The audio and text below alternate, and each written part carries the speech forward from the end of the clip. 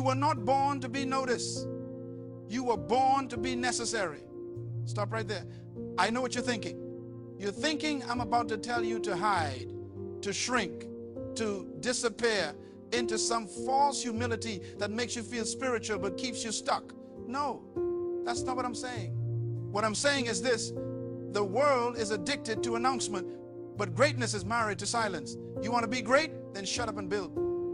You want to be powerful? Then stop talking about your plans and start executing them in the dark where nobody's watching, nobody's clapping, and nobody's validating your every move. Let me tell you something that will change your life if you let it sink in. The most dangerous person in any room is not the loudest, it's the quietest. It's the one who's been building while everyone else has been talking. It's the one who's been studying while everyone else has been partying. It's the one who's been preparing in private for a moment that's coming in public. You see, noise is the refuge of the insecure. Silence is the workshop of the wise. I've watched people destroy their own destiny by announcing it too early. I've seen dreams die in the comment section. I've witnessed potential abort itself on social media because someone needed likes more than they needed growth. And here's the painful truth. When you announce your plans to people who have not paid the price you're willing to pay, you invite their limitations into your possibilities. You open the door to their doubt, their fear, their jealousy, and their unbelief. Not everyone is qualified to speak into your future. Most people can't even handle their present. So here's rule number one: guard your process like your life depends on it, because it does. When a woman is pregnant, she doesn't announce it on day one. She waits. Why? Because she knows that life is fragile in its early stages. She protects what's growing inside her. She's careful about what she eats, where she goes, who she's around. She understands that the seed is more important than the announcement. Your dreams are the same way. They're seeds. And seeds don't grow on the surface where everyone can see them and step on them. Seeds grow in the dark, in the dirt, in the hidden place where transformation happens without an audience. The problem with this generation is that we've been taught that if it's not posted, it didn't happen. If it's not shared, it has no value. If it's not celebrated publicly, it's not real success. That's a lie from the pit of hell designed to keep you shallow, distracted, and dependent on the applause of people who will forget you by tomorrow. You think you need their validation?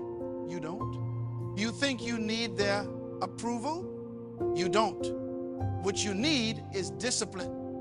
What you need is focus. What you need is the courage to work in obscurity while you're building for visibility. I'm not telling you to be humble.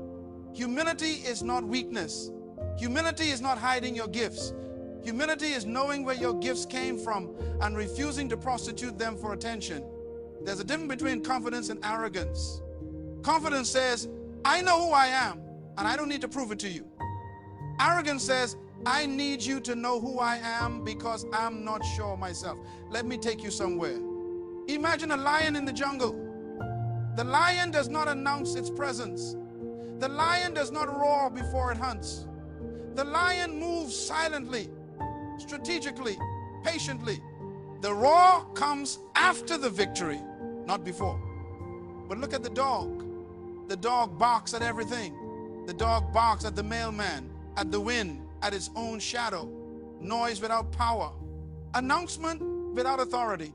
Don't be a dog, be a lion. Hunt in silence, win in silence, build in silence. Now here's where people get confused. They think silence means isolation. They think building privately means you can't have mentors, can't have accountability, can't have support. That's not what I'm saying. I'm saying be selective, be intentional. Show your work to people who have the capacity to add to it, not subtract from it. Show your blueprint to builders, not critics. Share your vision with visionaries, not spectators. There's a difference between getting counsel and getting commentary. Counsel sharpens you. Commentary distracts you. Rule number 2, stop seeking permission from people who don't understand your assignment. You were designed by a manufacturer who put specific gifts, talents, abilities, and potential inside you. You are not random. You are not an accident. You are not a mistake. Even if your parents didn't plan you, there was a purpose that called you into existence. That purpose is your assignment. And here's what you need to understand about assignments. They're specific.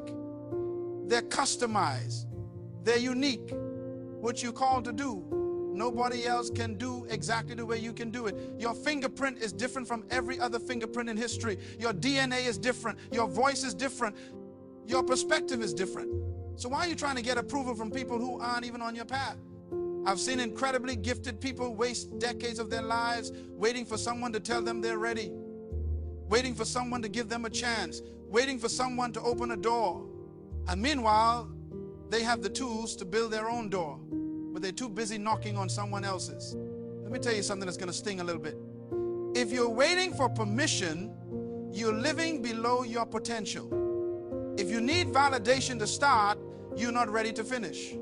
If you need someone to believe in you before you believe in yourself, you're setting yourself up for disappointment. Now, don't misunderstand me. I believe in mentorship. I believe in learning from those who've gone before you. I believe in honoring those who paid the price. But there's a big difference between learning and limiting yourself. There's a big difference between respecting wisdom and rejecting your own voice. You can learn from someone without becoming a copy of them. You can honor their journey without abandoning yours. Here's what happens when you seek too much permission. You start editing yourself. You start second guessing yourself. You start diluting your message to make it acceptable to people who were never meant to receive it in the first place. And before you know it, you've changed so much to fit into their box that you no longer recognize yourself. You've become a version of you that's acceptable to them, but unrecognizable to your purpose. The manufacturer didn't make you to fit in. The manufacturer made you to stand out. But standing out doesn't mean showing off. It means showing up as exactly who you were created to be, unapologetically, consistently, powerfully. When you're truly walking in your purpose, you don't have to announce it. People will feel it. When you're truly operating in your gift, you don't have to defend it. Results will prove it. Let me give you rule number 3. And this one's going to separate the boys from the men and the girls from the women. Fall in love with the process, not just the promise. Everybody wants the harvest, but nobody wants to plow the ground. Everybody wants the crown, but nobody wants to carry the cross. Everybody wants the stage, but nobody wants to struggle. That's why most people quit. They fall in love with the idea of success, but they don't fall in love with the work that success requires. They want the destination, but they despise the journey. And let me tell you right now, if you can't enjoy the process, you won't sustain the pressure of the platform. Success is not an event. Success is not a moment. Success is a lifestyle. It's a series of daily decisions that nobody sees. It's getting up when you don't feel like it. It's studying when you're tired. It's practicing when you're discouraged. It's showing up when nobody else is watching. The victory you see in public was won in private. The breakthrough you celebrate on stage was built in the basement. I remember when I was broken and bitter. I remember when I had more dreams than dollars, more vision than resources, more potential than proof. And I was angry. I was frustrated. I was looking at other people who seemed to have it easy, who seemed to have it all together, who seemed to be winning while I was losing. And I asked the question that many of you are asking right now. Why is this taking so long? Why am I still here? Why haven't I broken through yet? And then I learned something that changed everything. I learned that the delay is not a denial. I learned that the wait is not a waste. I learned that the process is not punishment, it's preparation. See, what you're going through right now is not meant to break you, it's meant to build you. What feels like a setback is actually a set up. What looks like a dead end is actually a detour to something greater. But here's the key. You have to shift your perspective. You have to stop seeing the process as something you have to endure and start seeing it as something you get to experience. Every challenge is teaching you something. Every obstacle is training you for something. Every closed door is protecting you from something. You're not stuck. You're being prepared. You're not forgotten. You're being positioned. Think about a seed. When a seed is planted in the ground, it doesn't look like progress. It looks like burial. It looks like death. It looks like the end. The seed is surrounded by darkness, by dirt, by pressure. But what's happening in the dark is far more important than what people see in the light. The seed is breaking open. The seed is changing form. The seed is developing roots. And those roots are going deep, anchoring the seed so that when the tree grows, it can withstand the storms. You're in the seed stage. And I know it doesn't feel good. I know it doesn't look good. I know you're tired of the darkness, tired of the pressure, tired of being underground. But if you come up too soon, you'll abort your harvest. If you rush the process, you'll ruin the product. The tree you're becoming requires the roots you're developing. The height you're going to reach requires the depth you're going through. So stop complaining about where you are and start learning from where you are. Stop resisting the process and start respecting the process. God is not wasting your time. Life is not cheating you. You're being prepared for something your current mindset can't even handle. You're being built for a weight of glory that your present strength can't yet carry. Rule number 4, protect your peace like it's your most valuable possession, because it is. You cannot build in chaos. You cannot create in confusion. You cannot grow in an environment of constant noise, constant drama, constant distraction. One of the most important decisions you'll ever make is who and what you allow into your space. Not everyone deserves access to you. Not every conversation deserves your energy. Not every problem deserves your attention. Let me say that again, because some of you missed it. Not every problem is your problem. Not every battle is your battle. Not every argument is worth having. Some things you need to let go. Some people you need to let leave. Some situations you need to let die. You're not responsible for fixing everyone. You're not responsible for saving everyone. You're not responsible for convincing everyone. Your job is to steward your own life well, to protect your own peace fiercely, to guard your own energy wisely. I've watched talented people destroy their potential because they were too accessible. They were too available. They gave too much of themselves to too many people who didn't value what they were receiving. They let everyone in. They let everyone speak. They let everyone dump their problems, their pain, their negativity into their space. And then they wondered why they were so exhausted, so overwhelmed, so stuck. Boundaries are not selfish. Boundaries are sacred. Boundaries are not walls to keep people out. Boundaries are gates to protect what's inside. You don't let everyone into your house. You don't give everyone the key to your car. You don't share your bank account with strangers. So why do you share your mind, your emotions, your time, your energy with people who haven't earned the right to access them? Some relationships are draining you. Some environments are limiting you. Some conversations are poisoning you. And you know it. Deep down, you know it. But you're afraid to make the hard decision because you don't want to hurt feelings. You don't want to seem mean. You don't want to be alone. Let me tell you something. Loneliness is better than bad company. Silence is better than toxic conversation. Peace is better than popularity. Jesus had 12 disciples, but only 3 went with him to the mountain. He loved everyone, but not everyone had the same access. He served the multitudes, but he retreated from the multitudes. He knew how to be present without being depleted. He knew how to give without giving everything. He protected his peace so he could fulfill his purpose. You need to do the same. You need to create space for yourself. You need to guard your mornings. You need to protect your mind. You need to be selective about what you watch, what you listen to, what you consume. Everything you allow into your ears is planting seeds in your heart. Everything you allow into your eyes is shaping your vision. Everything you allow into your space is influencing your spirit. Choose wisely. And here's the hard part. Sometimes the people you need to distance yourself from are people you love. Sometimes the relationships you need to reevaluate are relationships that once served you but are now stalling you. People grow at different paces. People move in different directions. And that's okay. You can love someone from a distance. You can honor someone without being bound to them. You can appreciate the season you shared without forcing a season that's over. Guilt will keep you stuck. Obligation will keep you stagnant. But wisdom will set you free. It's not cruel to outgrow people. It's not mean to move forward. It's not selfish to prioritize your peace. It's necessary. It's survival. It's stewardship.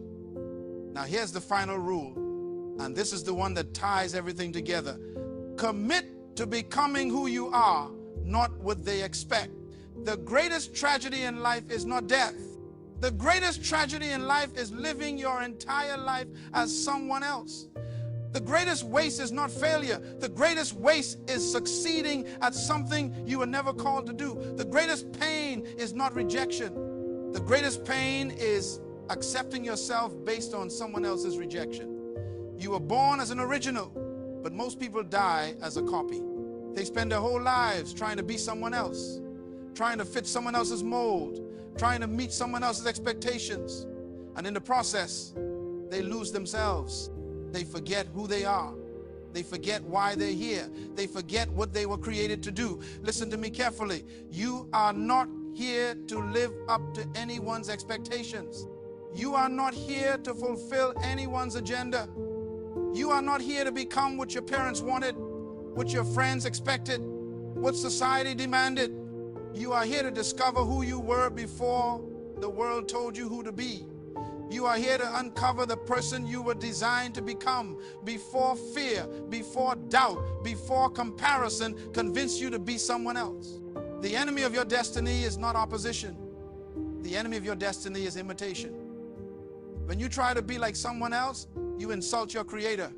When you copy someone else's path, you abandon your own. When you measure your worth by someone else's standard, you reject the value you were given at birth. You don't need to be like them.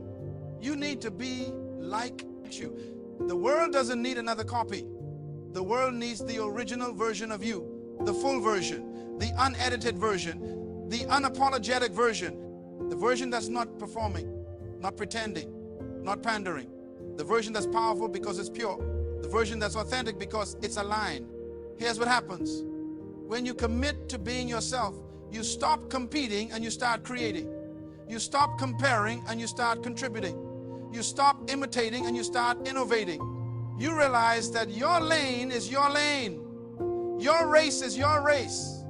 Your assignment is your assignment. And nobody can run it the way you can run it. Some of you are called to build businesses. Some of you are called to build families. Some of you are called to build movements. Some of you are called to build people. Your assignment is not better or worse than anyone else's. It's just different. And different is not deficient. Different is divine. Different is by design. Stop apologizing for being different. Stop shrinking to make others comfortable. Stop dimming your light so others don't feel insecure. That's not humility. That's cowardice. That's self-sabotage. That's a betrayal of the gift inside you. You know what the world needs? The world needs you to be so committed to your purpose that you become unavailable for distraction. The world needs you to be so secure in your identity that you become unbothered by criticism. The world needs you to be so clear about your assignment that you become unshakable in your execution. I'm not telling you this will be easy. I'm telling you it will be worth it. I'm not telling you everyone will understand. I'm telling you the right people will recognize you. I'm not telling you the road will be smooth. I'm telling you the destination will be significant. Building yourself silently is not about hiding. It's about refining. It's about becoming so skilled, so prepared, so excellent that when your moment comes, you're ready. It's about investing in yourself when nobody's watching, so that when everyone's watching, you don't crumble under the pressure. It's about doing the work in private so you can handle the weight in public. You see, the crowd doesn't see the sacrifice. The audience doesn't see the struggle. The spectators don't see the sleepless nights, the rejected proposals, the closed doors, the financial pressure. the emotional breakdowns, the moments when you wanted to quit, they only see the result. They only see the success. They only see the breakthrough. And that's okay, because the applause is not what sustained you. The attention is not what built you. The recognition is not what refined you. What built you was the commitment you made in the dark. What refined you was the discipline you practiced when you were alone. What sustained you was the faith you held on to when everything around you said, give up. That's what made you. That's what shaped you. That's what prepared you. So let me bring this home. Let me make this so clear that you can't misunderstand it. You have 5 rules, 5 principles, 5 commitments that will change your life if you apply them. Guard your process. Stop announcing every move. Stop sharing every plan. Stop seeking validation for every step.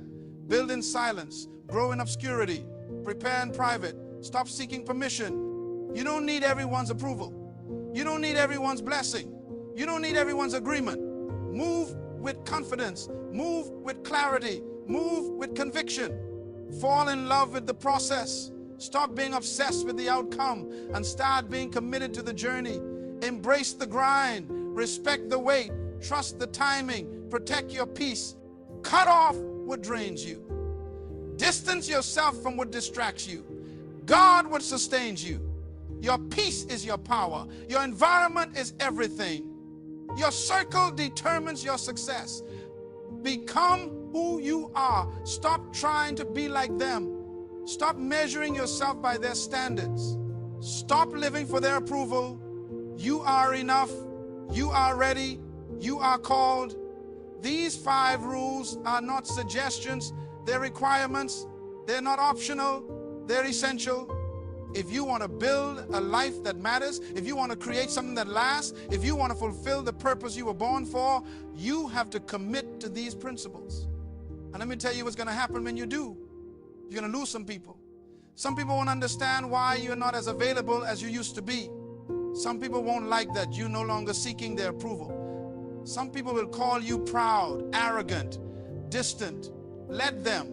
You're not building for them. You're building for your future. You're building for your children. You're building for the people who need what only you can create. You're going to face opposition. There will be moments when you question yourself. There will be days when you feel alone. There will be seasons when you wonder if it's worth it. In those moments, remember this. The pain you feel today is building the strength you'll need tomorrow. The struggle you're facing now is preparing you for the success you'll handle later. The test you're taking currently is training you for the testimony you'll share eventually. Don't quit. Don't stop. Don't give up. You're closer than you think. You're stronger than you know. You're more prepared than you realize. The breakdown you experienced was actually a breakthrough in disguise.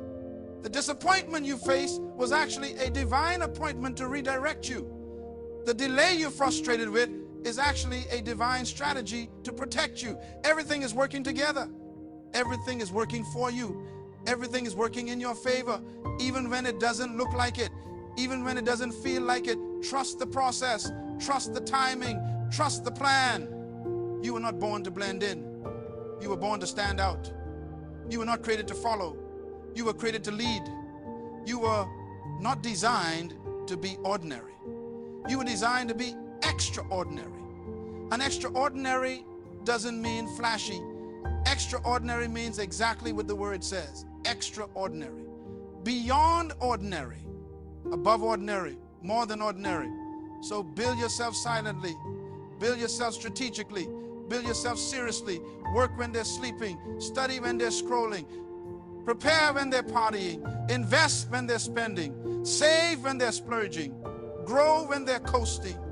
And one day, not too far from now, they're going to look up and see you standing in a place they didn't even know existed. They're going to ask you how you got there. And you're going to smile. Because you remember the nights they don't know about.